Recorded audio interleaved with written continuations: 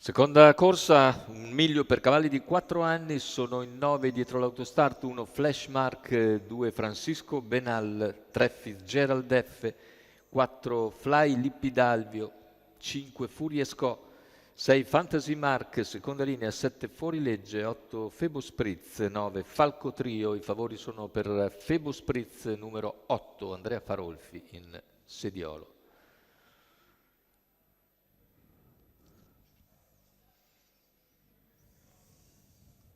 Cavalli che imboccano la dritta di lancio.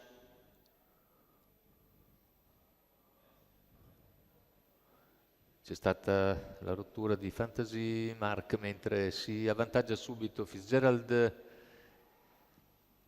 F che supera Francisco Benal, che però rimane all'esterno per l'inserimento di Flashmark al suo interno.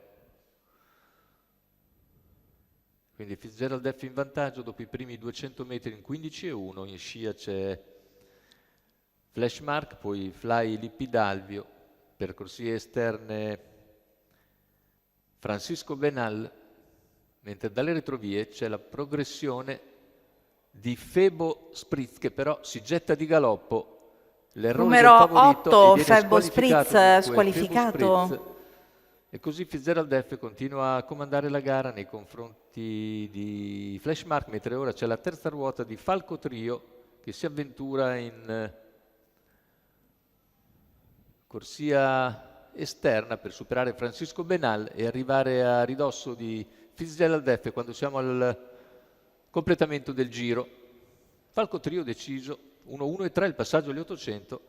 A contatto è sempre Flashmark con in schiena Fly Lippidalvio, poi Francisco Benal, cavalli a metà della penultima piegata con leader sempre Fitzgerald F nei confronti di Falco Trio all'esterno che insiste, Flashmark non perde di vista i due, poi più indietro cerca di ingabbarsi anche Fuorilegge dalle retrovie. 500 alla conclusione con Fitzgerald F che è sottoposto a duro attacco da parte di Falco Trio.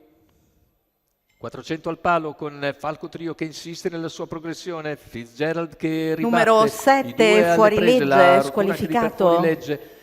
Metà della curva finale con in vantaggio Fitzgerald F, insiste al suo esterno Falco Trio, Fitzgerald ribatte, più a centropista cerca di avanzare anche Furiesco, ingresso addirittura d'arrivo con Fitzgerald F che cerca di difendersi da Falco Trio che però passa ai 100 conclusivi. Falco Trio con percorso totalmente scoperto viene a vincere nettamente su Fitzgerald F, al terzo finisce Francisco Benal. 1-15 e 5, 32 ancora a chiudere dopo un 29-8 per il penultimo quarto. Prestazione davvero super per Falco Trio che a grossa quota era l'estremo outsider più o meno insieme a Francisco Benal e a Furiesco. Viene a vincere davvero in maniera convincente in sediolo Manuel Pistone per il training di Marco Azzaroni e della scuderia Trio.